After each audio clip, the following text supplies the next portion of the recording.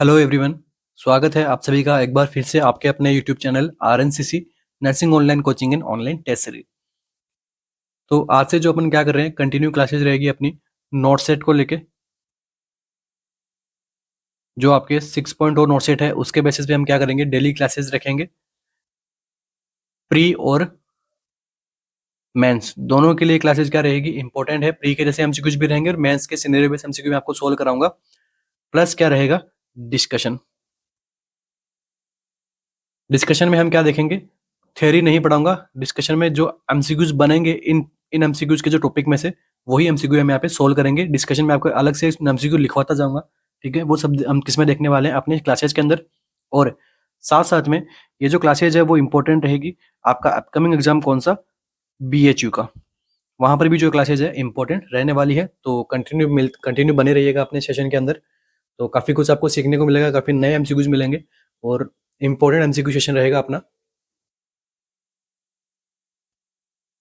तो सेशन शुरू करने से पहले आप सभी को बताना चाहूंगा कि आरएनसीसी की जो ऑफिशियल ऐप है, जो ऐप का लोगो जो है आपको सामने यहाँ पे दिखाई दे रहा होगा, इस ऐप के ऊपर आपको जो आईओएस और प्ले स्टोर दोनों के लिए ये उपलब्ध है। यहाँ पर जो है वो 90 डेज डेली टेस्ट सीरीज हमने जो है वो कंटिन्यू चल रही है लास्ट कुछ टाइम से। तो आप इनको जो है वो ज्वाइन कर सकते हो डेली टेस्ट सीरीज के लिए, ठीक है। इसमें हम क्या करते हैं, डेली 80 to 100 एमसीक्यूज यहाँ पे सोल्व करवाते हैं। Previous year exam based MCQ रहते हैं, ठीक है। जो एम सेलेक्टेड फैकल्टीज के द्वारा ये जो है एमसीक्यूज बनाए हुए हैं। वीकली मेगा टेस्ट सीरीज रहेगा 200 एमसीक्यूज का। इसके बाद में complete solution for doubtful questions का यहाँ पे सॉल्यूशंस भी हम यहाँ पे डेली बेसिस पे प्रोवाइड करवाएंगे।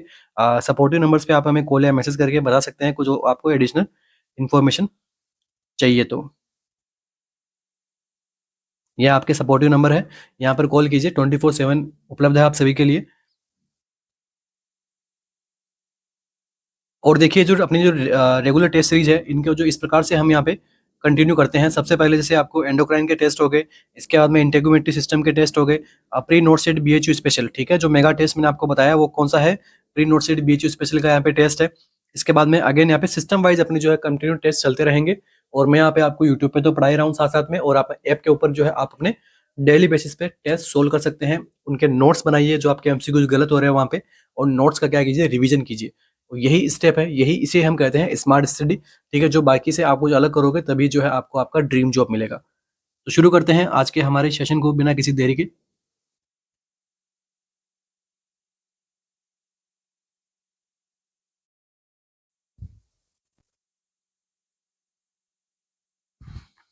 तो आज का जो अपना सेशन रहेगा वो रहेगा नॉट सेट को लेके। जो एमसीक्यूज जो अपने रहेंगे वो रहेंगे प्री और मेंस दोनों के लिए। उसी फ्रेम के अंदर अपने पास में एमसीक्यू रहने वाले हैं। सारे के सारे एमसीक्यू कौन से हैं, प्रीवियस ईयर एमसीक्यू हैं एम्स के, नोट सेट के, और उससे पहले जो एम्स के नॉर्मल पेपर होते थे नोट सेट से पहले वाले, वो सारे एमसीक्यूज मैं यहाँ पे आपको सोल्व कराऊंगा। साथ में जो टॉपिक मुझे लगेगा कि ये इंपॉर्टेंट है या इस टॉपिक में से और एमसीक्यूज आपके बन सकते हैं, तो मैं आपके साथ में यहाँ पे शेयर करूंगा। वो सारे टॉपिक डिस्कशन भी हम स्लाइटली करते हुए चलेंगे, लाइक प्रीवियस जो नोट सेट के टाइम पे अपनी क्लासेस थी वैसी कंटिन्यू क्लासेस रहेगी। तो अपने सभी के साथ में शेयर कर दीजिएगा। चलिए, फर्स्ट एमसीक्यू अपना, newborn maturity rating scale is assessed by which scale, ठीक है। कौन सी स्केल से न्यूबॉर्न की मैच्योरिटी रेटिंग को हम क्या कर सकते हैं, असेस कर सकते हैं, ऐसी कौन सी स्केल है। New Ballard scale, Apgar score, Glasgow coma scale, या फिर growth chart. New Ballard scale, Apgar score, Glasgow coma scale, या फिर ग्रोथ चार्ट।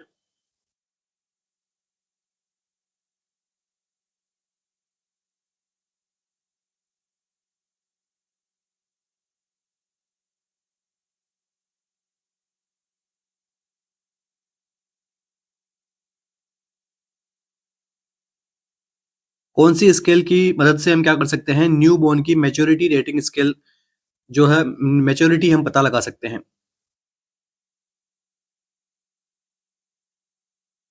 तो देखिए यहाँ पर अपना जो आंसर रहेगा वो रहेगा न्यू बेलार्ड स्केल। क्या आंसर रहेगा, न्यू बेलार्ड स्केल अपना यहाँ पे करेक्ट आंसर रहेगा, क्योंकि इसी के माध्यम से हम क्या करते हैं, मैच्योरिटी को हम रेटिंग करते हैं। और मैच्योरिटी को रेटिंग जो है वो करने, इस मैच्योरिटी के अंदर हम देखते क्या है, तो न्यू बेलार्ड स्केल के अंदर जो है वो कौन सी यहाँ पे जो है असेस किया रहता है, तो वो होता है गेस्टेशनल असेसमेंट। फर्स्ट एमसीक्यू में एमसीक्यू अपना नेक्स्ट क्या है, गेस्टेशनल असेसमेंट को क्या करते हैं यहाँ पे हम असेस करते हैं।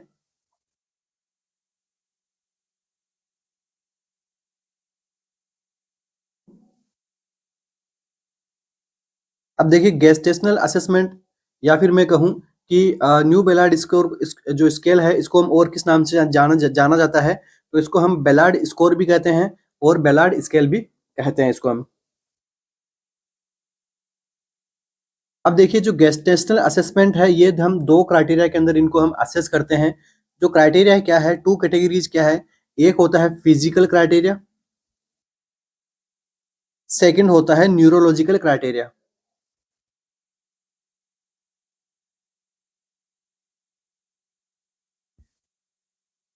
अब इन दोनों क्राइटेरिया की मदद से हमें जो स्कोर मिलता है वो मिलेगा, कौन स्कोर मिलेगा, स्कोर को जो अब हम काउंट करेंगे तो काउंट करने के बाद में हमें क्या मिलेगा, गेस्टेशनल एज मिलेगी।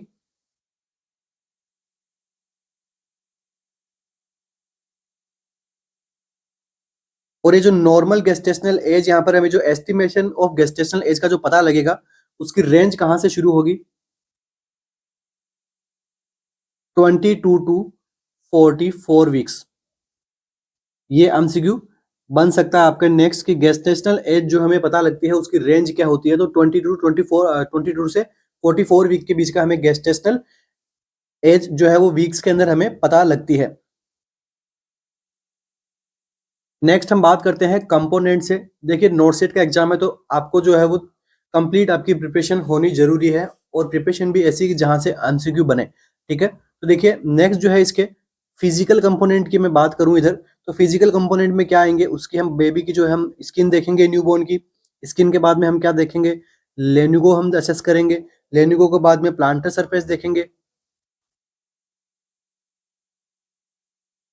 प्लांटर सरफेस के बाद में हम उसके ब्रेस्ट देखेंगे, ब्रेस्ट के बाद में हम आई एंड ईयर का एग्जामिनेशन करेंगे, यहाँ पे आई एंड ईयर के बाद में हम क्या करेंगे, जेनाइटल्स का एग्जामिनेशन। इनसे हमें क्या मिलेगा, स्कोर मिलेगा। और इधर मैं बात करूं न्यूरोलॉजिकल, तो न्यूरोलॉजिकल में आप क्या, आपको क्या देखना है, तो पोस्चर, स्क्वायर विंडो रिस्ट का,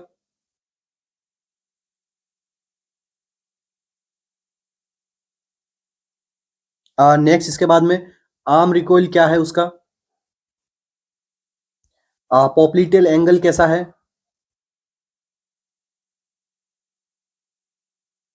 स्कार्फ साइन के बारे में, और लास्ट में क्या होता है, हील टू ईयर।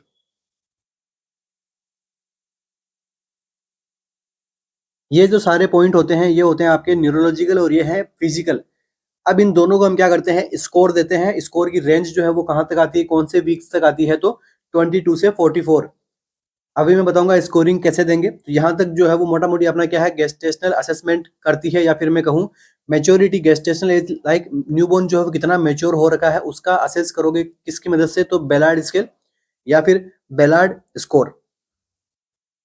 किसके लिए यूज में आता है, तो गेस्टेशनल असेसमेंट करने के लिए यूज में आते हैं। तो इतने 5 से 6 एमसीक्यूज हमने यहाँ पे देख लिए हैं अब तक।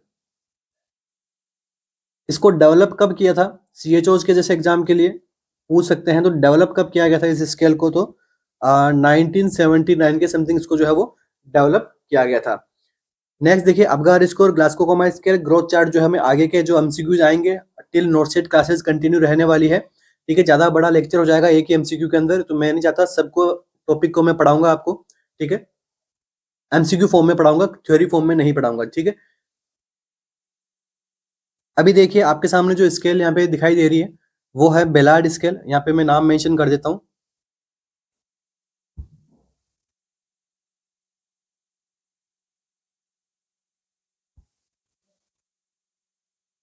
इसी फॉर्म के अंदर हम अपनी क्लासेस कंटिन्यू रखेंगे, ठीक है। इससे क्या होता है कि आपकी थोड़ा कैचिंग पावर आपकी यहाँ पे बढ़ेगी, कंसंट्रेशन जो है आप बना के रखोगे वीडियो के अंदर, ठीक है।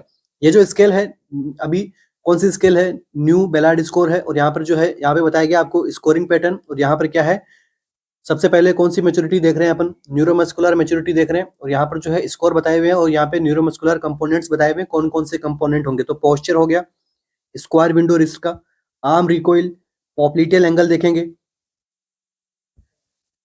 नेक्स्ट नीचे स्कार्फ साइन है, हील टू ईयर, यहाँ पे एग्जामिनेशन करेंगे और इन एग्जामिनेशन के बेसिस के ऊपर हम क्या देंगे इनको स्कोर, यहाँ पे जो हम इसको प्रोवाइड करेंगे 0, 1, 2, 3, 4, 5। ठीक है, मैक्सिमम कितना देंगे हम यहाँ पे न्यूरोमस्कुलर मैच्योरिटी में 5 और मिनिमम कितना हो सकता है -1 तक जो हम यहाँ पे स्कोर जो है प्रोवाइड करवा सकते हैं। ये तो बात हो गई अपनी न्यूरोमस्कुलर मैच्योरिटी की। इसके बाद में अभी जो आप मैच्योरिटी का जो देख रहे हो स्टेटमेंट, ये क्या है? Physical maturity. फिजिकल मैच्योरिटी में मैंने आपको बताया था क्या क्या होता है। स्किन होगा, लेनुगो होगा, प्लांटर सरफेस देखोगे, ब्रेस्ट देखोगे, ईयर देखोगे, जेनाइटल्स देखोगे, मेल एंड फीमेल्स के अलग अलग तरीके से। ठीक है, तो ये जो है फिजिकल मैच्योरिटी, न्यूरोमस्कुलर मैच्योरिटी, दोनों मिलके हमें क्या बता रहे हैं? मैच्योरिटी रेटिंग दे रहे हैं। ठीक है, दोनों मिलके क्या दे रहे हैं? मैच्योरिटी रेटिंग दे रहे हैं आपको, जिससे कि आपको आइडिया हो जाएगा कि बेबी की जो है, न्यूबॉर्न की जो है वो गेस्टेशनल एज अभी कितनी है। तो ये जो सारे इसके आप इनका स्क्रीनशॉट ले सकते हो। ठीक है, और गूगल के ऊपर भी आपको ये सारी इमेजेस मिल जाएगी। ठीक है, अब देखो मैंने आपको बताया था कि कितने वीक से 20 से लेके 24 वीक्स तक जो है इसका हमें स्कोर मिलेगा। स्कोर के बेसिस के ऊपर हम क्या करेंगे, इस पैटर्न को समझेंगे कि कौन सा स्कोर आया है तो हम क्या करेंगे, कौन सा यहाँ पे हम वीक्स यहाँ पे प्रोवाइड करेंगे। तो -10 हो सकता है, -5, 0। ये ध्यान रखना है, अगर न्यू बोर्न बेलार्ड स्कोर की मेच्योरिटी रेटिंग 0 है तो कितने वीक पे जो है आपका गेस्टेशनल एज रहेगी। तो ये एमसीक्यू जो है एक बार बना हुआ है, तो ये आप ध्यान में रखना। तो ये आपका एमसीक्यू यहाँ पे प्रिपेयर होता है। फर्स्ट एमसीक्यू अपना गेस्टेशनल एज से लेके कौन सी स्केल दिखाई मैंने अभी आपको, बेलार्ड स्केल। ठीक है, न्यू बेलार्ड स्केल में आपको बताई है, अच्छे से देख लेना। स्कोरिंग भी मैंने आपको बताया है, वीक बता दिया है, मेजोरिटी रेटिंग किस प्रकार से आप देखोगे करोगे, इसमें कोई डाउट नहीं रहना चाहिए। अगर एमसीक्यू बनेगा तो इस टॉपिक से जितना मैंने बताया इसके बाहर नहीं जाएगा। नेक्स्ट एमसीक्यू अपना,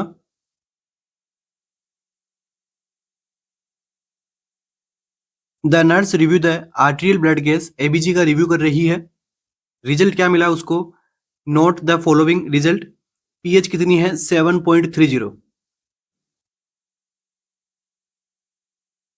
नेक्स्ट पीएच CO2 कितना है, 50 mm of H2। And bicarbonate का लेवल कितना है, 22 milli equivalent per litre. The nurse analyse these result as indicating which condition. अब नर्स को क्या करना है, इस रिजल्ट को एनालिसिस करके बताना है कि ये रिजल्ट जो है वो क्या इंडिकेट करता है, किस प्रकार की जो है वो एसिड बेस इम्बेलेंस के बारे में बता रहा है। ऑप्शंस क्या है अपने पास में, metabolic acidosis compensated, respiratory acidosis compensated, metabolic alkalosis uncompensated और रेस्पिरेटरी एसिडोसिस अनकंपनसेटेड। कौन से टाइप का ये एसिड बेस इम्बेलेंस होगा, कौन सा ऑप्शन जो है अपना यहाँ पे करेक्ट होगा।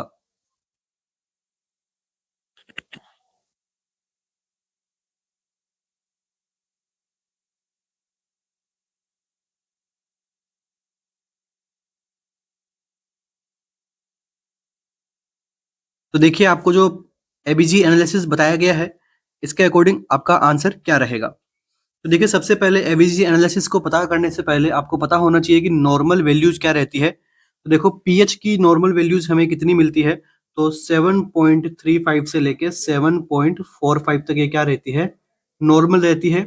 CO2 की नॉर्मल रेंज का अगर आपसे पूछे तो ये कितना होता है, 35 टू 45 mm जी यहाँ पे क्या रहता है, नॉर्मल रहता है। इसके बाद में जो है नेक्स्ट HCO3 का नॉर्मल वैल्यू कितनी रहती है, 22 से 27। तो ये क्या होता है, मिली इक्विवेलेंट पर लीटर में। आपको इनके ये नाम पता होने चाहिए, इसकी जो है वो कौन से मेजर किया जाता है इनको किसमें, और CO2 को जो है किसमें करेंगे अपन, प्रेशर में, तो mm ऑफ Hg, ये भी आपको पता होना चाहिए। ठीक है, तो ये इनकी क्या मैंने आपको नॉर्मल रेंज लिख के बता दी है। अब आपको देखो कुछ इसके रूल्स होते हैं एसिड बेस इम्बेलेंस के एमसीक्यू सोल्व करने के। ठीक है, तो देखिए रूल नंबर 1, आपको हमेशा क्या करना है, आपको एक एबीजी मिलेगी। ठीक है, ये जो आपके एबीजी है ये आपको देखना है। अभी देखिए स्टेप फर्स्ट किस प्रकार से सोल्व करेंगे। स्टेप फर्स्ट में आपको क्या देखना है, चेक पीएच। पीएच 7.4 से अगर कम होगी तो वो किस में आता है, एसिड में आता है। एंड 7.4 से ज्यादा होगी तो वो किस में आता है, बेस में आता है। तो यहाँ पर कितनी है, 7.30 है, तो ये किस में इंक्लूड होगी, 7.30 है तो किस में इंक्लूड होगी, एसिडोसिस के अंदर। यहाँ तक अपना कोई डाउट क्लियर है? ठीक है, 7.30 की पीएच है, तो मैंने आपको बताया 7.4 से नीचे क्या होता है, एसिड होता है। ठीक है, बेसिक एमसीक्यू से अपन कंपनसेशन अनकंपनसेशन पे चलेंगे। ठीक है, एक एक चीज बताऊंगा आपको, आप बस जुड़े रहिएगा आरएनसीसी के साथ में। ठीक है, और लाइक शेयर एंड सब्सक्राइब करते जाइएगा, सारे कॉन्सेप्ट क्लियर हो जाएंगे। इसके बाद से आपका कभी कोई एमसीक्यू गलत नहीं होगा। ठीक है, फर्स्ट स्टेप में आपको क्या करना है, हमेशा पीएच को चेक करनी है, और जो मैं स्टेप आपको बता रहा हूँ उसी स्टेप से आपको एमसीक्यू सोल्व करने हैं, आपका सिंगल एमसीक्यू गलत नहीं होगा। हमेशा क्या करना है, पीएच को चेक करना है, अगर पीएच 7.4 से कम तो एसिड, 7.4 से ज्यादा तो बेसिक। तो यहाँ पर क्या 7.30 है, 7.40 से कम है तो क्या होगी, एसिडिक पीएच है, तो हम लिख सकते हैं यहाँ पे acidosis. Second step, second step में आपको क्या असेस करना है, तो सेकेंड स्टेप में हम असेस करेंगे CO2, चेक CO2। अब देखिए CO2 के साथ में क्या है, तो ये जो CO2 का लेवल यहाँ पे कितना बताया, सबसे पहले तो आपको CO2 का लेवल दिया है इन्होंने 50, नॉर्मल कितना होता है 35 टू 45। मतलब क्या है, CO2 का लेवल जो है वो कैसा है, इंक्रीज है। तो जब CO2 का लेवल इंक्रीज होता है तो ये क्या करती है, आपकी जो पीएच है उसको कम करता है, और जब CO2 का लेवल डिक्रीज होगा तो ये क्या करेगी, आपकी पीएच को बढ़ा देती है। ठीक है, एक दूसरे के अपोजिट होते हैं CO2 और पीएच। तो मैं यहाँ पे लिख सकता हूं CO2 पीएच, CO2 बढ़ेगा तो पीएच गिरेगा, पीएच गिरेगा तो CO2 गिरेगा तो पीएच बढ़ेगा। और जो CO2 जो है आपको पता होना चाहिए, CO2 जो है वो किसके लिए रेस्पॉन्सिबल होता है, तो CO2 रेस्पॉन्सिबल होता है रेस्पिरेशन के अंदर। तो आपको यहां से पता लग गया होगा कि एसिडोसिस तो हो रहा है, अगर पीएच कम हो रही है मतलब क्या हो रहा है, एसिडोसिस हो रहा है। कम क्यों हो रही है, क्योंकि CO2 बढ़ा हुआ है। तो आपको पता होना चाहिए CO2 किस प्रकार की गैस होती है, एसिडिक गैस है। हम कह सकते हैं CO2 एसिडिक गैस है, क्योंकि क्या कोज करवा रही है, एसिडोसिस कोज करा रही है। तो यहां तक आपका एक आंसर आ चुका है कि अब तक हमने देख लिया है कि इस एमसीक्यू में क्या होने वाला है, रेस्पिरेटरी होगा क्योंकि CO2 बढ़ा हुआ है, और एसिडोसिस होगा क्योंकि पीएच कम है। तो आंसर क्या हो गया, रेस्पिरेटरी एसिडोसिस। तो देखो रेस्पिरेटरी एसिडोसिस किस में है, ऑप्शन नंबर बी में है एंड ऑप्शन नंबर डी में है। तो ए और सी को हम यहाँ से एक्सक्लूड कर देते हैं आराम से, यहाँ पे कोई हमें डाउट नहीं बचा है। नेक्स्ट बात करते हैं हम अपने स्टेप थर्ड के ऊपर। अभी मैं आपको बेसिक एमसीक्यू सोल्व करना बता रहा हूं, मैं आपको एक एक चीज पढ़ेंगे। स्टेप थर्ड के ऊपर हम क्या देखेंगे, यहां पर हमें क्या करना है, HCO3 के लेवल को असेस करना है। HCO3 अगर बढ़ेगा तो ये ऑटोमेटिकली क्या करेगा, पीएच को बढ़ाता है। मतलब HCO3 लव्स पीएच। ठीक है, तो HCO3 को मैं इसे लिख सकता हूँ HCO3 पीएच। HCO3 बढ़ेगा तो पीएच बढ़ेगा, HCO3 गिरेगा तो पीएच कम होगा। तो HCO3 जो होता है वो किसके लिए रिस्पॉन्सिबल होता है, तो HCO3 हमेशा ध्यान में रखना है किसके लिए होता है, मेटाबॉलिज्म, या फिर मैं कहूं मेटाबॉलिक के लिए। तो यहाँ पे HCO3 कितना है 22, तो HCO3 आपका नॉर्मल लेवल है। ठीक है, क्योंकि पीएच कम है तो HCO3 भी क्या होना चाहिए, कम होना चाहिए, मगर ये दोनों यहाँ पे इक्वल नहीं है, इस रूल को फॉलो नहीं कर रहे हैं, इसलिए आपका आंसर HCO3 में नहीं जाएगा, मेटाबॉलिक में नहीं जाएगा। ठीक है, तो यहां तक अपने क्लियर है कॉन्सेप्ट कि रेस्पिरेटरी एसिडोसिस कैसे होता है, मेटाबॉलिक एसिडोसिस एल्कलोसिस कैसे होता है, यहां तक अपना क्लियर है। एल्कलोसिस होता तो 7.4 से ऊपर होते और यहाँ पे अपने आंसर भी चेंज होते। तो यहाँ पे मैं अब लिख सकता हूँ, मैं यहाँ पे एक अपना रूल में आपको बता सकता हूँ क्या है, क्राइटेरिया होता है, क्या हम कहते हैं इसको, रोम क्राइटेरिया। तो इसको हम क्या कहते हैं, respiratory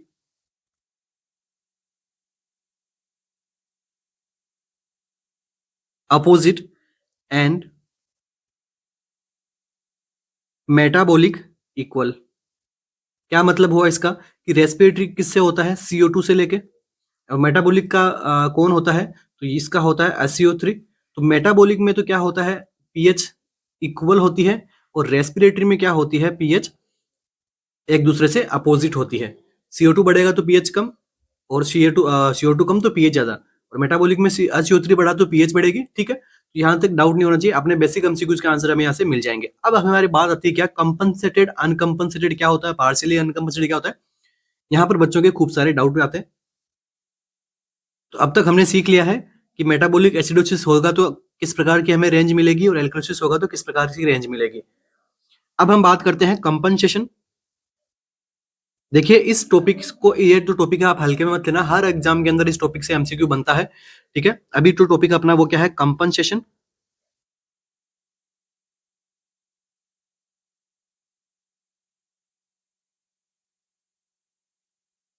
अनकंपनसेशन and partially compensation.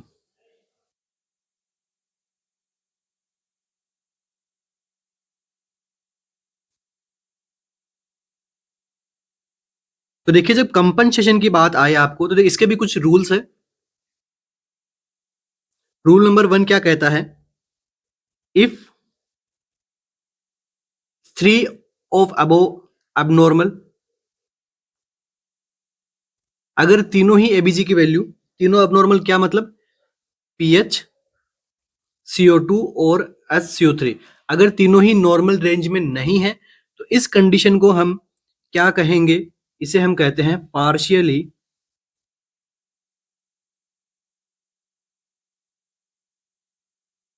Compensation. ध्यान में रखना, अगर तीनों ही वैल्यू नॉर्मल नहीं है, आपसे पूछा जाए कि किस प्रकार का एसिड बेस इम्बैलेंस है, तो आंसर क्या रहेगा, पार्शियली कंपनसेशन है। रूल नंबर 2, आप अपने आंसर, इसके बाद में जो टॉपिक क्लियर हो जाएगा, फिर आप खुद से गाइड आप सबके पास में होगी, उन गाइड्स में से इसके आंसर निकालेगा, आपके सिंगल एमसीक्यू गलत नहीं होगा। रूल नंबर 2 क्या होता है, if pH is normal then it is compensation. pH normal तो क्या है, कंपनसेशन है। Rule number 3, if pH abnormal and anyone abnormal, इसे हम क्या कहेंगे, अनकंपनसेशन। तो आई होप मैं सही में ये मान के चल रहा हूँ कि आपने सारा टॉपिक जो है अपने नोटबुक में लिखा होगा, ठीक है। 4 से 5 घंटे का टॉपिक है, क्लियरली हम इसको 10 मिनट्स के अंदर हम इसको पढ़ रहे हैं, और श्योर एग्जाम में आपको एमसीक्यू मिलेगा। देखिए क्या रूल थे, अगर तीनों ही वैल्यू अबनॉर्मल है तो क्या होगा, पार्शियली कंपनसेशन। पीएच नॉर्मल है तो क्या होगा, कंपनसेशन। और पीएच अबनॉर्मल है, उसके साथ में कोई एक और वैल्यू क्या होगी, अबनॉर्मल होगी, तो ये क्या होगा, अनकंपनसेशन होगा। अब बात करते हैं अपने आंसर पे। देखिए क्या था, पीएच कितनी थी, अबनॉर्मल है, नॉर्मल नहीं है, क्योंकि नॉर्मल तो इधर है, मैं साइड में इसलिए मैंने वो पहले लिख दिया था। इसके बाद में दोनों में से कोई एक अबनॉर्मल होगा, तो CO2 जो है वो क्या है, अबनॉर्मल है। और SCO3 जो है वो अपनी लोअर लिमिट में है, मगर नॉर्मल रेंज में है, तो इसको हम नहीं कंसिडर करेंगे, ठीक है। रूल नंबर 3 याद करना, आपको हमेशा इसको नहीं देखना है। दो चीजें, अगर आपको पीएच अबनॉर्मल के साथ में एक और वैल्यू कोई आपको अबनॉर्मल मिलती है, तो यहाँ इससे पता लग रहा है कि हमें जो है वो आसपास में बिल्कुल भी यहाँ पे कंपनसेशन नहीं पता लग रहा है, और आपका आंसर जो है वो क्या रहेगा, option number D, respiratory acidosis हो रहा है। ये मैंने आपको बता दिया था क्यों हो रहा है। इसके बाद में क्या है, ये अनकंपनसेटेड है, क्योंकि पीएच, एक तो पीएच अबनॉर्मल है, साथ में CO2 जो है वो मैंने क्या बताया, if pH abnormal and any of one is abnormal, तो क्या होगा, अनकंपनसेटेड। तो ये क्लियर अनकंपनसेटेड है, किसी प्रकार से आपका जो है एसिड बेस बैलेंस कंपनसेट नहीं हो रहा है, इमीडिएट ट्रीटमेंट की रिक्वायरमेंट है। तो ये जो टॉपिक था आपका इंपॉर्टेंट था, हर एग्जाम में आपको एमसीक्यू मिलेंगे। अगर इस टॉपिक में से कोई डाउट हो तो आप मुझे बता सकते हैं, ठीक है। और अगर आपको लगे कि मैं जो आपको एक्सप्लेन कर रहा हूँ वो आप नहीं समझ पा रहे हैं, तो फिर भी आप जरूर मुझे उसका फीडबैक जो है दीजिए। इसी प्रकार से अपनी क्लासेस कंटिन्यू रहेगी। वीडियो अच्छा लग रहा है तो आप लाइक जरूर करके जाइएगा। कमेंट मुझे बताइएगा कि आपको क्लासेस किस प्रकार की लग रही है। आपको लग रहा है कि सर हमें एक्सप्लेनेशन कम चाहिए, तो मैं उसके लिए भी रेडी हूँ, मैं आपको ज़्यादा एमसीक्यू सोल्व करा दूंगा। आपको लग रहा है कि नहीं, एक्सप्लेनेशन के साथ में सोल्व करवाइए, तो मैं आपको उस प्रकार से आपके प्रिपरेशन में हेल्प मेरे से होगी, मैं आपको करने के लिए रेडी हूँ। आपको क्या करना है, बस डेली आपको आगे वीडियो देखना है, लाइक करना है, शेयर करना है, सब्सक्राइब करना है, ऑल बटन पे क्लिक करना है, ताकि आपको रेगुलर अपडेट मिले। 100% श्योर करता हूँ मैं आपको यहाँ पे कि एमसीक्यूज मिलेंगे अपने इन टॉपिक में से। सो आपके जो यहाँ पे जो 1 आवर आप जहाँ पे दे रहे हो, आपके लिए वर्थ इट रहेगा 100%। Next MCQ, the nurse review a client electrolyte result and note that the potassium level is 5.6 मिलीक्विवेलेंट पर लीटर। ठीक है, पोटेशियम की वैल्यू किस में रहती है, 5 मिलीक्विवेलेंट पर लीटर में रहती है। What should the nurse look for on the cardiac monitor as a result of this laboratory value? अगर आपको पोटेशियम का 5.6 लेबोरेटरी वैल्यू मिलता है, तो आप जो है इस वैल्यू के अकॉर्डिंग कार्डियक मॉनिटर में आप क्या असेस करोगे? एमसीक्यू क्लियर है? आपको प्री और मेंस के हिसाब से कंटिन्यू क्लासेस ली जाएगी, उसी के बेसिस पे आपको एमसीक्यू सॉल्व करवाए जाएंगे। एसटी इलेवेशन मिलेगा, पीक पी वेव मिलेगी, प्रोमिनेंट यू वेव मिलेगी, या फिर नैरो पीक टी वेव मिलेगी। कौन सा आंसर यहाँ पे जो है करेक्ट रहेगा? और ये जो एमसीक्यू आपका कौन से टॉपिक में से है? इलेक्ट्रोलाइट इम्बैलेंस में से।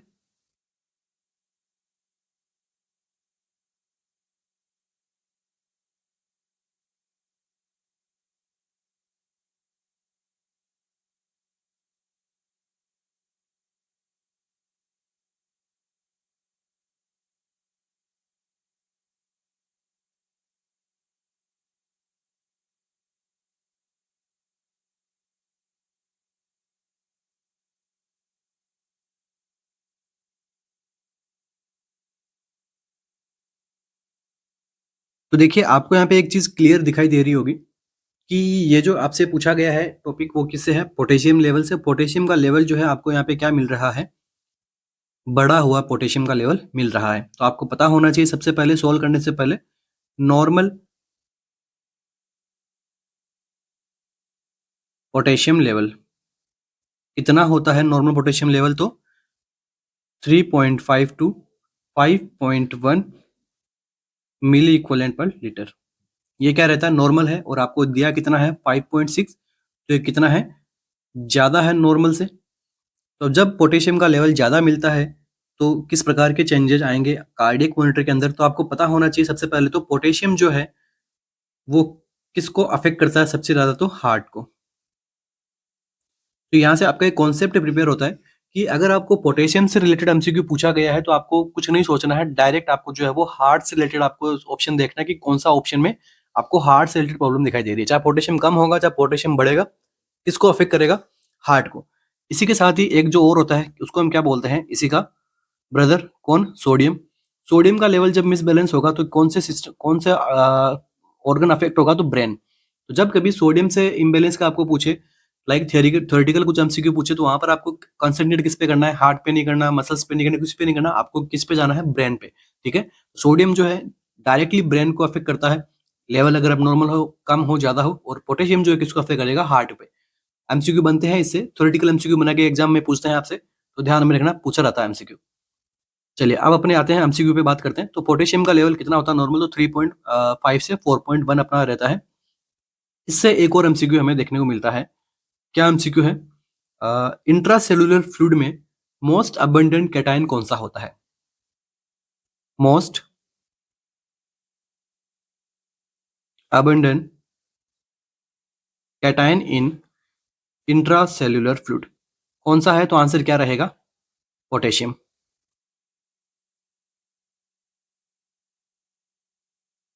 अब मैंने आपको बताया कि यहाँ पे क्या होता है, हार्ट को ये क्या करता है? अफेक्ट करता है। अब देखिए, अगर पोटेशियम का लेवल जो है वो इंक्रीज देखने को मिला तो ये क्या करेगा? हार्ट जो है वो कॉन्ट्रैक्ट नहीं हो पाएगा प्रॉपर से, और क्या लीड कर देगा? Cardiac arrest. इसलिए जो हम कार्डियक मॉनिटर में इसी चीज की हम रिदम देखते हैं। ठीक है। और ये जो लेवल जो बढ़ रहा है इसका, ये किस में बढ़ रहा है?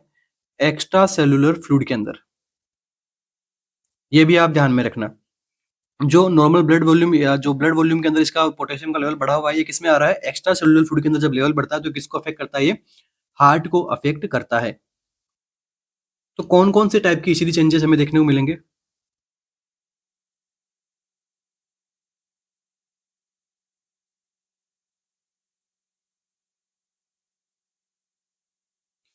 तो जो फेमस एमसीक्यू है वो यहीं से है।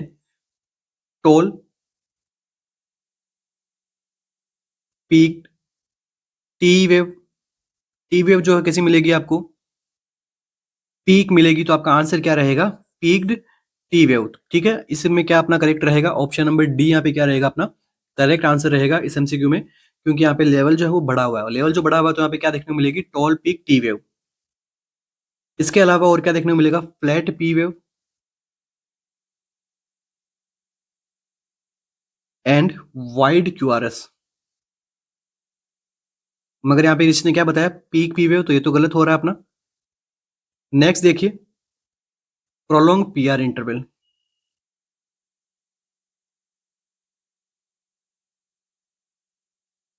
और यहाँ पर जो है वो पीआर इंटरवल सेट अपना ऑप्शन में नहीं है, बट यहाँ पे क्या होता है हाइपरकैलेमिया होगा तो जो पीआर इंटरवल है वो भी यहाँ पे क्या होता है, प्रोलॉन्ग होता है। ये तो हो गए एचडी चेंजेस। अब हम बात करें जीआई सिस्टम से रिलेटेड क्या क्या चेंजेस आएंगे, तो जब देखो पोटेशियम बढ़ेगा तो ये क्या करता है, इंटेस्टाइनल मोटिलिटी को बढ़ा देता है।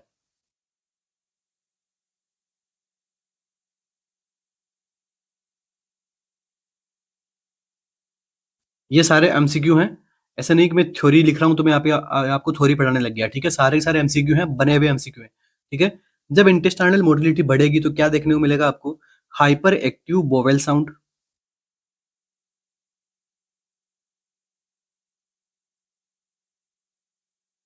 और इससे क्या होगा, डायरिया। तो जब पोटेशियम का लेवल बढ़ता है तो कॉन्स्टिपेशन होगा, डायरिया होगा, तो आंसर सीधा सीधा है आपका डायरिया। ये तो बात हो गई आपकी पोटेशियम के बढ़े हुए की। अब जो है आपको इसको क्या करना है, ट्रीटमेंट भी तो करना है। बाकी कभी नेक्स्ट क्लास के अंदर किसी कैल्शियम का एमसीक्यू है तो वहाँ पे आपको कैल्शियम पढ़ाऊंगा, ठीक है ना। डेली अपनी क्लासेस रहेगी, एक एक चीज आपके सामने खोल के रख दूंगा मैं, ठीक है। अब ट्रीट कैसे करोगे इसको, तो ट्रीट करने के लिए क्या आता है, केबाइंट। केबाइंट क्या होता है, बस इसके फुल फॉर्म पूछी जाती है एग्जाम के अंदर, ये क्या है, सोडियम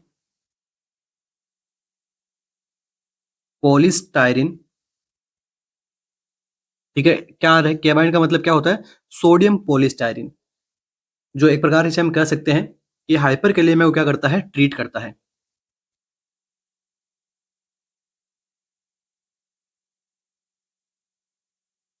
बाकी इंसुलिन और ग्लूकोज भी जो इसको यहाँ पे प्रोवाइड करवाया जाता है। अब ये जो केबाइंड है ये किस प्रकार से ट्रीट करेगा, इसका भी मैकेनिज्म ऑफ एक्शन देखिए, एम्स है, कुछ भी पूछ सकता है आपसे, मगर ऐसी वैसी कोई चीज नहीं पूछेगा जो उसके काम की नहीं है, ठीक है। फॉर एग्जाम्पल जैसे उसके पास में जो चीजों के केस ज्यादा मिलेंगे, जैसे कौन कौन से इमरजेंसी केस उसके उसके पास में ज्यादा आ रहे हैं, वो उसी प्रकार के आपको एमसीक्यू पूछेगा। कभी भी वो अपने पाथ से नहीं भटकता है, उसके फिक्स एमसीक्यूज रहते हैं, फिक्स उसके टॉपिक रहते हैं, ठीक है। हमने एग्जाम्स क्रैक किए हैं तो हमें पता है कि किस प्रकार से एमसीक्यू बनाते हैं, और अगर टॉपिक कौन कौन से मोस्टली चूज होते हैं।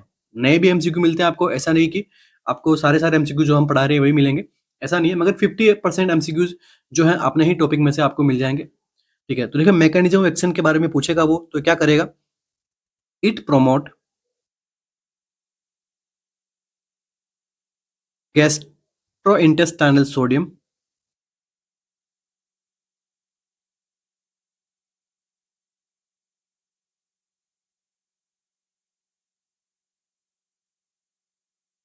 Absorption and excrete potassium. तो ये क्या करता है, पोटेशियम को अपने साथ बाइंड करके खुद जो है वो एक्सक्रिएट आउट करवाने में हेल्प करता है। इस प्रकार से जो है वो हाइपर कैलेमिया को क्या कर देगा, ये ट्रीट कर देगा। और अगर बहुत ही ज्यादा सीवियर हाइपर कैलेमिया हो गया तो आपका क्या ट्रीटमेंट ऑफ चॉइस रहेगा, तो डायलिसिस।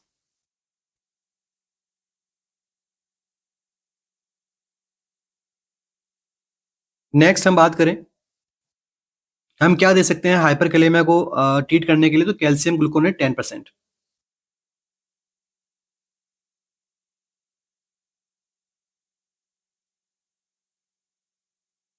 इसके लिए मायोकार्डियल एक्साइटेबिलिटी को कम करने के लिए।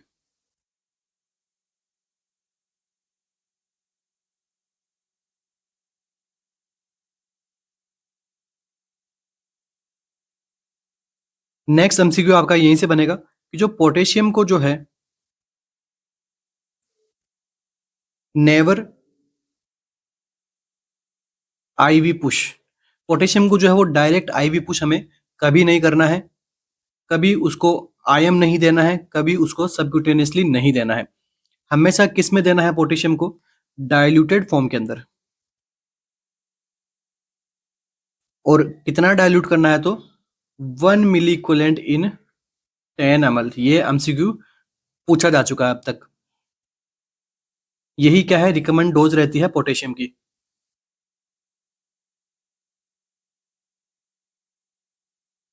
नेक्स्ट पूछते हैं infusion rate.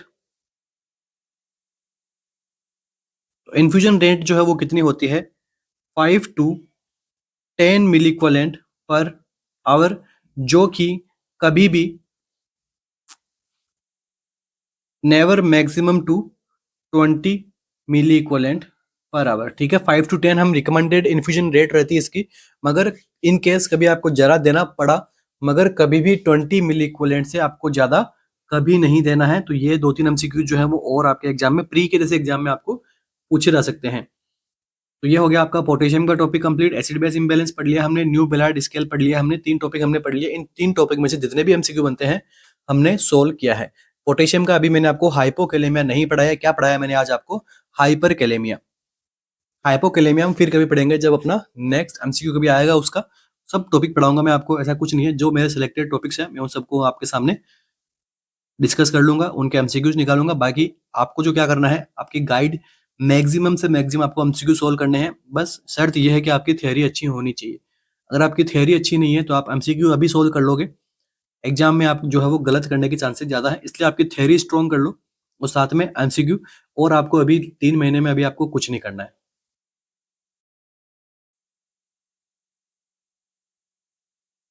A principle of ethical practice include the respect and trustful behavior toward the client is known as। एक देखिए, कुछ प्रिंसिपल्स होते हैं, एथिकल प्रिंसिपल्स होते हैं। उनमें क्या है कि हम क्लाइंट को या फिर हम पेशेंट को जो क्या कर रहे हैं, रेस्पेक्ट प्रोवाइड कर रहे हैं, उसके बिहेवियर के साथ में हम क्या कर रहे हैं, ट्रस्टफुल रह रहे हैं। इस प्रकार के बिहेव को या फिर इस प्रकार के प्रिंसिपल को हम क्या कहते हैं? वेरासिटी, अकाउंटेबिलिटी, जस्टिस या फिर autonomy. A principle of ethical practice include the respect and trustful behavior towards the client known as veracity, accountability, justice या फिर autonomy। तो क्या रहेगा अपना यहाँ पे एमसीक्यू का आंसर? तो देखिए, सबसे पहले आपको पता होना चाहिए कि एथिक्स क्या होता है। एथिक्स क्या होता है? नॉर्मल कहते हैं ना, ये हमारा ये एथिक्स हमें क्या कहता है, एथिक्स की बातें करते हैं। ठीक है, तो ये क्या है? तो कुछ नहीं है, ब्रांच ऑफ फिलोसॉफी है।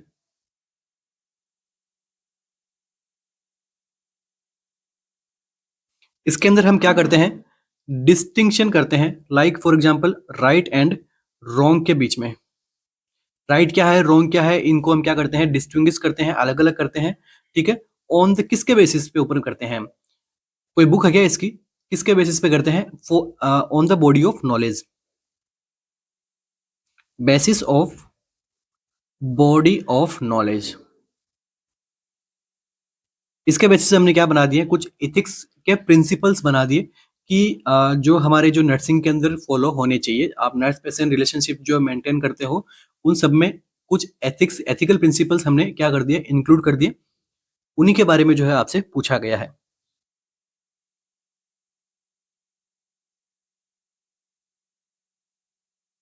इसके बारे में देखो, ये तो बात हो गई एथिक्स की। एक और होता है मोरालिटी। आपने कहते हुए सुना होगा कि मुझे लगता है कि आप मोरली रॉन्ग हो यहाँ पे, आप मोरली राइट हो यहाँ पे।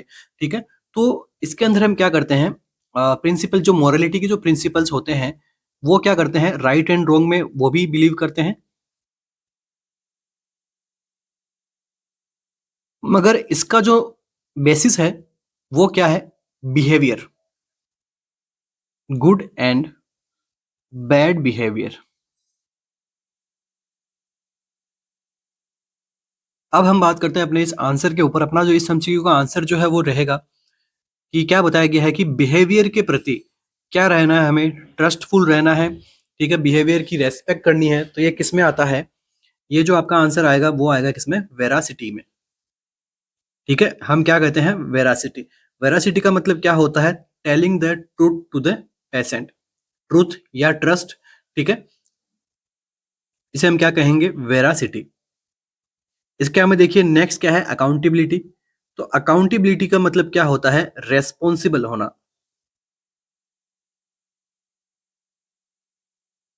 ठीक है, अपनी जो ड्यूटी है खुद के एक्शंस को लेके। ठीक है, अगर आप ड्यूटी पे कुछ एक्शन करते हो, लाइक आपने कुछ काम किया है पेशेंट के लिए, आप उसके लिए अकाउंटेबल हो, आप उसके लिए जिम्मेदार हो। आपने क्लाइंट को इंजेक्शन लगाया है तो आप उसके अकाउंटेबिलिटी हो। नेक्स्ट देखिए क्या है, जस्टिस। जस्टिस में क्या मतलब होता है, इक्वली डिस्ट्रीब्यूशन, या फिर मैं कहूं इक्वली ट्रीट करना हर पेशेंट को। वो क्या कहलाता है? जस्टिस या फिर इक्वली सबको जो है वो फेयर चांस देना, इक्वली चांस देना, हम इसको क्या कहेंगे? जस्टिस। ऑटोनॉमी का मतलब क्या होता है? Respect to individual rights to self determination.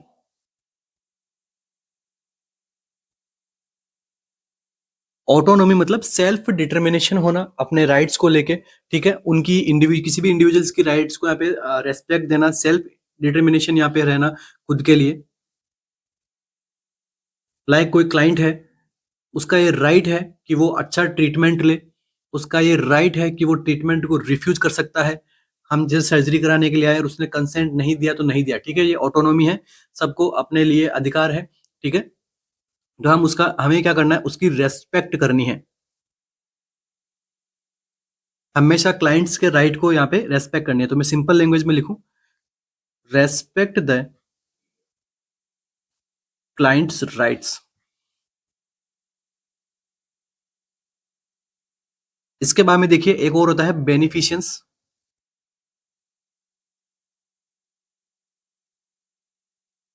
बेनिफिशियंस का मतलब क्या होता है? टू डूइंग गुड,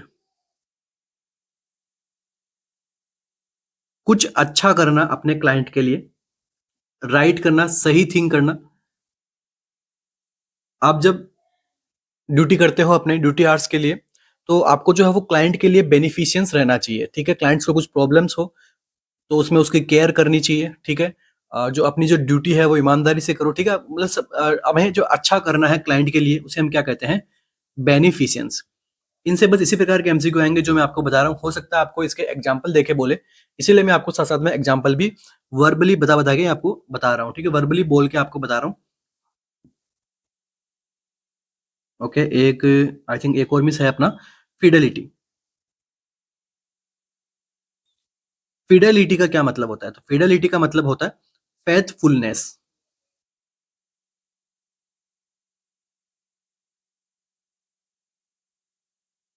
ठीक है, फेथफुलनेस जैसा होना चाहिए। लाइक जिस प्रकार से हम अपने फैमिली मेंबर को ट्रीट करते हैं उसी प्रकार से हमें जो है वो क्लाइंट को भी ट्रीट करना होगा, ठीक है? उसके साथ में किसी प्रकार का डिस्क्रिमिनेशन ना करें दूसरे क्लाइंट से, ठीक है? लाइक जैसे होता है ना, ये पेशेंट तो हमारा नॉन टू है तो उसको हम एक्स्ट्रा अच्छी केयर दे रहे हैं, कुछ और पेशेंट है उसको अच्छी केयर नहीं दे रहे हैं। अगर ऐसा कुछ कोई करता है तो वो क्या है? गलत है। सभी को जो है वो फिडेलिटी फॉलो करना चाहिए, सबके लिए फेथफुल रहना चाहिए, सभी को जो है वो इक्वल केयर देनी चाहिए, ठीक है?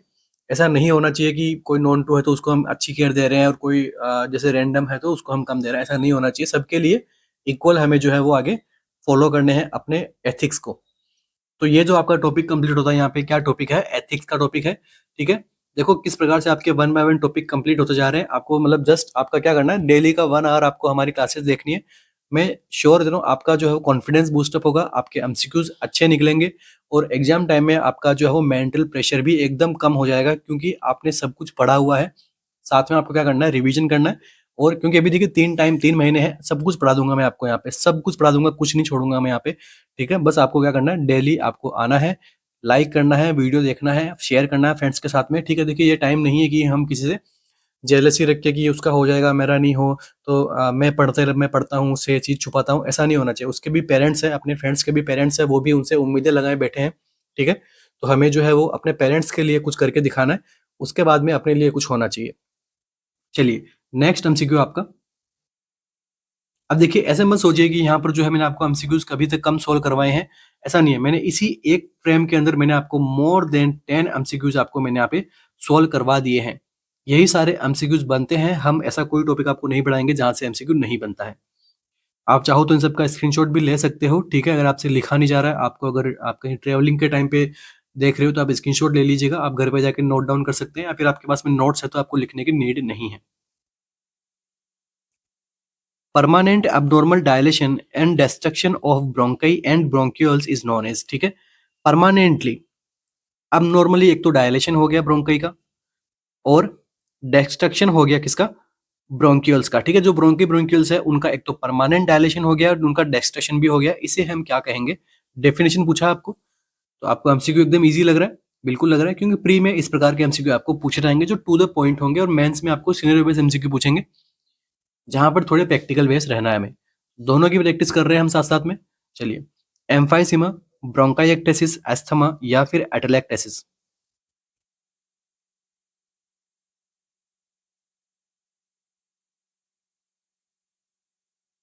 यहाँ पर क्या आंसर करेक्ट रहेगा अपना? एम्फाइसीमा, ब्रोंकाइएक्टेसिस, एस्थमा या फिर एटेलेक्टेसिस। क्या हो रहा है? अब नॉर्मल डायलेशन एंड डेक्सट्रेशन हो रहा है जो कि परमानेंटली चल रहा है।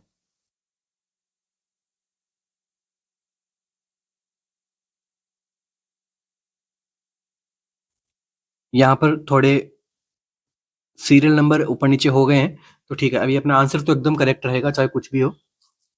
एम्फाइसीमा, ब्रोंकाइएक्टेसिस, अस्थमा या फिर एटेलेक्टेसिस। तो देखिए आंसर जो अपना क्या रहेगा? ब्रोंकाइएक्टेसिस। ये किसकी डेफिनेशन है? ब्रोंकाइएक्टेसिस की। अस्थमा के अंदर क्या होता है? देखिए अस्थमा जो है, सॉरी, एम्फाइसीमा पहले देख लेते हैं एक बार। एम्फाइसीमा जो है वो हमेशा किसको टारगेट करता है? आपको एक बात ध्यान में रखना है, एयर सैक को। एयर सैक क्या होती है? एल्वियोलाई। तो हम कहेंगे एम्फाइसीमा के लिए कि एल्वियोलाई में क्या हो रहा है? डैमेज हो रहा है। तो वो क्या होगा? एम्फाइसीमा। अब ये सब पढ़ते हो किसमें? सीओपीडी के अंदर पढ़ते हैं, और मोस्ट कॉमन कॉज इसका क्या रहेगा? स्मोकिंग। इसीलिए आपने देखा होगा जो पर्सन स्मोक करता है उसको कफिंग कंटिन्यू रहने लग जाती है, सांस फूलता है उसका, तो आगे जाके हो सकता है कि उसको एम्फाइसीमा हो जाए, सीओपीडी हो जाए। ठीक है, स्मोकिंग का पूछते भी है एग्जाम के अंदर कि एम्फाइसीमा का मोस्ट कॉमन कॉज क्या होता है, तो स्मोकिंग अपना आंसर रहेगा। इसके बाद में नेक्स्ट एम्फाइसीमा से एक और सिमिलर होता है, एम्फाइमा। एम्फाइमा क्या होता है? एम्फाइमा में क्या होता है? पस कलेक्शन होना। किस में पस कलेक्शन होना? तो प्लूरल कैविटी में। इसे हम बोलेंगे एम्फाइमा। नेक्स्ट क्या है? एटेलेक्टेसिस। एटेलेक्टेसिस में क्या देखने को मिलेगा आपको? जो एल्वियोलाई होती है वो क्या कर जाती है? कोलैप्स। तो लंग्स की जो एल्वियोलाई है वो कोलैप्स हो जाएगी, तो ये इसे हम क्या कहेंगे? एटेलेक्टेसिस। और इससे एक और एमसीक्यू बनता है। क्या एमसीक्यू बनेगा? Most post operative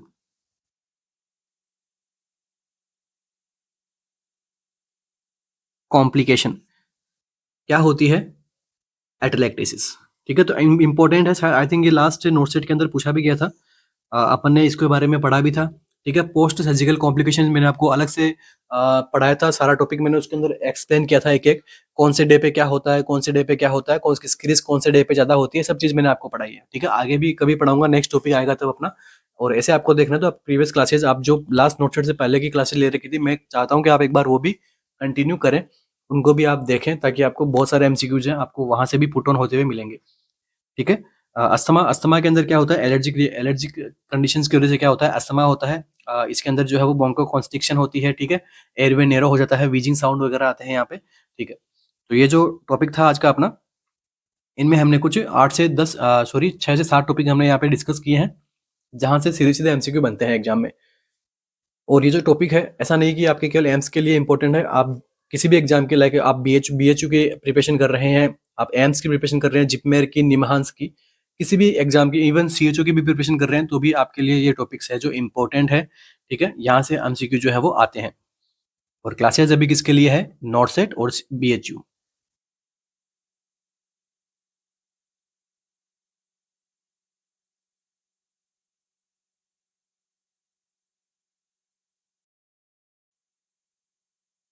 so thank you so much आप सभी का। आप सभी बने रहे अपने फर्स्ट सेशन के लिए, जो नोटसेट 2024 आपके सामने जो आ रहा है अप्रैल में। ठीक है, तो वहाँ पर उसके लिए आपको ये फर्स्ट सेशन है अपना। तो थैंक यू सो मच बने रहने के लिए। मिलते हैं अपने नेक्स्ट सेशन के अंदर, जिसके अंदर हम अगेन कुछ प्रीवियस ईयर एमसीक्यू लेके आएंगे जो इंपॉर्टेंट रहेंगे, और उन टॉपिक्स को हम क्या करेंगे? डिस्कस करेंगे। टॉपिक में से कौन सा एमसीक्यू आने लायक है, हम केवल उसी को डिस्कस करेंगे, बाकी मैं आपको वर्बली जो है समझाता रहूंगा। तो यही अपना जो पैटर्न रहेगा। बस आपसे मैं एक फीडबैक चाहूंगा कि आपको आज की क्लास के बारे में बताना है, आपको आज की क्लास कैसी लगी, वर्थ इट लगी देखना, या फिर आप चाहते हो कि थोड़ा और इम्प्रूव किया जाए तो मैं आपको वो भी करने के लिए रेडी हूँ। बस आपको मुझे फीडबैक देना है, अच्छी लगी, बुरी लगी, नो मैटर व्हाट, आपको जो है मुझे बताना है, ताकि मुझे आइडिया लगेगा कि मेरी जो स्टूडेंट्स हैं, वो उनका जो लेवल है वो किस प्रकार का है, वो क्या चीज़ चाहते हैं मुझसे। तो मैं कोशिश करूँगा आपको वो सभी चीज़ें प्रोवाइड करवाना। तो थैंक यू सो मच, मिलते हैं अपने नेक्स्ट सेशन के अंदर, जिसके अंदर अगेन कुछ इससे अच्छा करने की हम कोशिश करेंगे। सो आगे बढ़ते रहिए, पढ़ते रहिए। Wish you all the best for your exams.